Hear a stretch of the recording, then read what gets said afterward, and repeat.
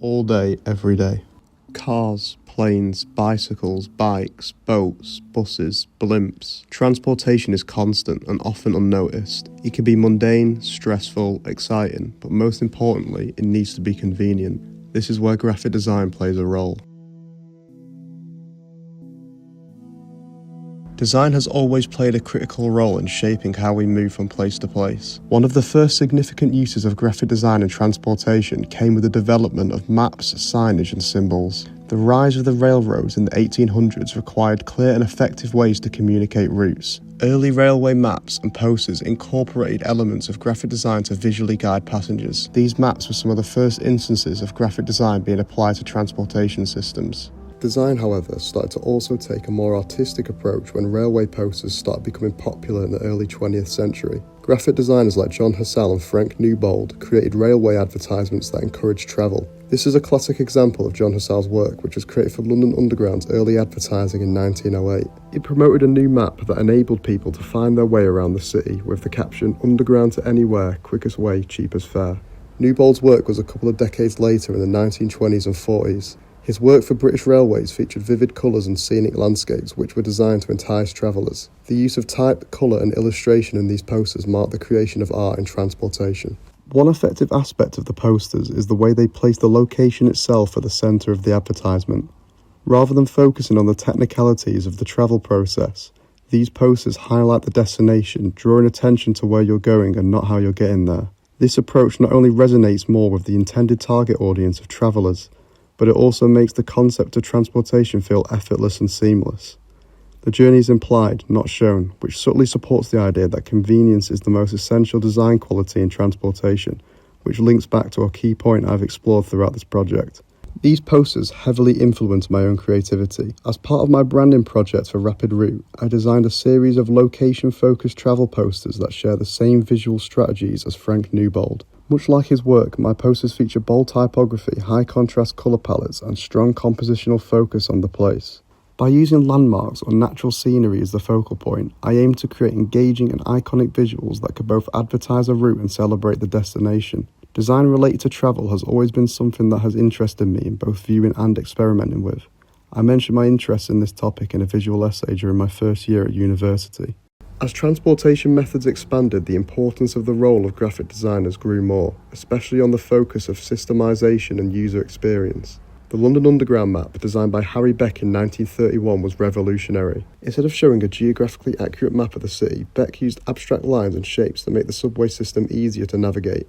This design approach influenced many other transit maps worldwide, including New York, Paris and Tokyo. This exact style of map is still being used to this day. This video I recorded in Leeds shows a live example of the same visual style used in early transportation infographics. A bus map along the Headingley line that simplifies a complex network into clean, easily digestible visuals. This ties directly back to my 6.1 data visualization project. In this project, I explored how effective design can narrow down large amounts of data into something clear and concise. The idea of making information accessible without sacrificing the important information is central to how transportation systems function, and it strongly influenced my work. My current campaign merges that concept with branding, resulting in leaflets that use infographics to promote travel to popular cities in the United States. I first developed this layout style in my Namibia booklet from 6.1, and since I have refined and repurposed it to make it more conventional. I also used this style for the live brief Room 17, where the same core design were used to promote a real event. It's been rewarding to see how an idea I explored early on has grown and adapted across different formats. Massimo Vignelli was an influential Italian graphic designer. He revolutionized transportation design with a simplified, modern approach. In 1972, he redesigned the New York City subway map. He used a clean layout with contrasting colours with a clear minimalist style. The map has become an icon of graphic design, admired for its clarity and elegance. Vignelli's work focused on functionality and consistency, making the aesthetic of public transit systems convenient. Like the London map, which was there in 1931, a long time ago. Every line had a color at the time, every station had a dot, no station. It's very simple. But very simple, however, is a process of sifting and sifting and sifting until you get just the essentials, and all the trashy things are gone, Actually, I'm not a designer, I'm a sifter. Another modern influential designer in the world of transportation is Margaret Calvert. Now, you may never have heard of Margaret, but believe me, if you are a motorist in Britain, she's one of the most important people in your life. She was a British graphic designer who played a key role in transforming the UK's road signage system. In the 1960s, alongside Jock Kinnear, she developed a typeface and a series of pictograms that remain in use today. So you designed a new typeface, Yes. which became known as Transport. Yes. And then you had to design the actual pictures for your warning signs. Yes. Her designs prioritise legibility and simplicity, using clear lettering and symbols to make road signs easy to read at high speeds. Calvert's work not only standardised British signage but also influenced international transportation design, making travel safer and more accessible.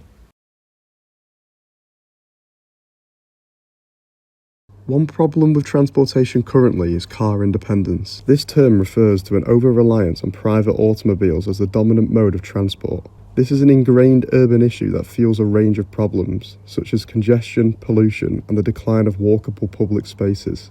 Cities built around cars rather than people often sacrifice green areas, pedestrian infrastructure, and efficient public transit to support the endless roads and parking. This dependency worsens air quality, contributes significantly to carbon emissions, and can also be unequal by limiting accessibility for those without vehicles.